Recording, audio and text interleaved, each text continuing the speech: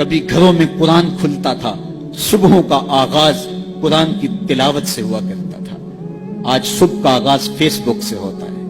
کبھی گھروں سے قرآن پڑھنے کی آواز آیا کرتی تھی، آج پاپ میوزک کی صدائیں سننے کو ملتی ہیں۔ پھر یہی وجہ ہوئی نا کہ آج ہر بندہ کہتا ہے میرے اوپر کسی نے ٹونا کر دیا ہے، کسی نے جادو کر دیا ہے، بدروحوں کا سایہ ہے، ہمارے گھر کے اوپر کسی نے جو ہے وہ کچھ کر دیا ہوا ہے۔ میں کہتا ہوں کہ تمہارے گھر میں قرآن جو نہیں ہے، پھر بدروحوں کا ہی سایہ ہونا ہے۔ اگر قرآن کی تلاوت ہوتی، اللہ کی رحمت کے فرشتے اترتے، اللہ کی رحمت کا سایہ ہوتا تمہارے گھروں کے اندر، اللہ کی رحمتوں اور اس کے انوار کی بارش ہوتی تمہارے گھروں کے اندر، اور پھر کیا ہوتا ہے؟ بھاگتے عاملوں کے پاس، اور عامل تو کہے گا کہ تجھے کچھ نہیں ہے، کتاب اللہ سے دوری کا نتیجہ ہے، بد عملی کا نتیجہ ہے، دین سے اعراض کا نتیجہ ہے، تو پھر اس کا تو کاروبار وہیں ختم ہو گیا۔ وہ کہتا ہے تو وقت پہ آ گیا ہے، اگر 2 دن لیٹ ہو جاتا تو یہ تعویذ تو چل جانے تھے۔ پھر مریض بن جاتا ہے ذہنی، اور جو قرآن کی چوکھٹ پہ سلامی نہیں دیتا اس کو پھر اس بابے کی، اس عمل کی چوکھٹ پہ سلامی بھی دینا پڑتی ہے اور اپنا مال بھی گوانا پڑتا ہے۔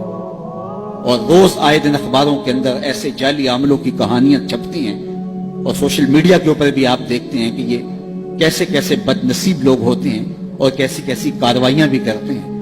قرآن سے دوری کا نتیجہ ہوا کہ ان کی چوکھٹ پہ رسوا ہونا پڑا۔ اگر گھروں میں قرآن کی تلاوت کا معمول ہوتا تو قرآن زندگی دیتا، قرآن روشنی دیتا، قرآن برکت اتارتا، قرآن کے دم سے رحمات کا نزول ہوتا، رحمتوں کے فرشتے اترتے، گھروں میں چراغاں ہوتا، اندر کے روگ مٹتے، بیماریاں ختم ہوتی، اللہ کی قربت نصیب ہوتی، حضور کے قلب سے قربت کا نور نصیب ہو جاتا۔ اس کتاب سے دوری کا نتیجہ ہوا کہ آج ہم رسوا ہو گئے۔ تو جس نے قرآن سے رخ پھیرا، جس نے قرآن سے منہ پھیرا، وہ رسوا ہو جائے گا۔ قیامت کے دن رسول اللہ صلی اللہ علیہ وآلہ وسلم اللہ کی بارگاہ میں یہ شکایت کریں گے۔ سورہ الفرقان اٹھائیے، وقال الرسول یا رب ان قوم اتخذوا هذا القرآن مہجورا۔ قیامت کے دن حضور علیہ السلام اللہ کی بارگاہ میں عرض کریں گے، مالک میری قوم نے قرآن کو چھوڑ دیا۔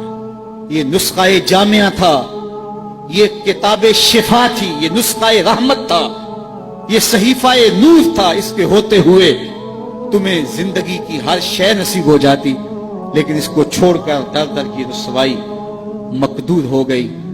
آج ہمارے اوپر اگر ظالم حکمران مسلط ہیں تو ہم دیکھیں، ہم اپنے آپ کو دیکھیں کہ ہم کہاں کھڑے ہیں۔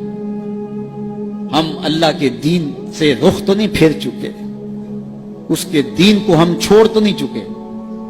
جس نے قرآن سے اعراض کیا پھر اس کی معیشت تنگ کر دی جائے گی، اس کی زندگی تلخیوں سے بھر دی جائے گی۔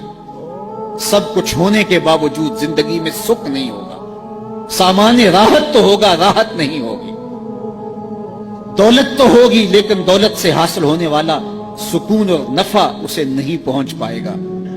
ہر وقت تلخی کی زندگی بسر کرے گا جس نے قرآن سے رخ پھیر لیا۔ قرآن تو ہماری سربلندی کی ضمانت تھا، قرآن تو عروج کی ضمانت تھا۔ اللہ سے محبت کی دلیل قرآن مجید سے محبت ہے، اور قرآن مجید سے محبت کی دلیل رسول اللہ کی محبت ہے، اور رسول اللہ سے محبت کی دلیل رسول کریم کی سنت سے محبت ہے، اور رسول اللہ کی سنت سے محبت کی دلیل بدعت سے نفرت ہے۔ اگر ہم قرآن سے پیار کریں تو ہمیں اللہ کی محبتیں نصیب ہوں گی۔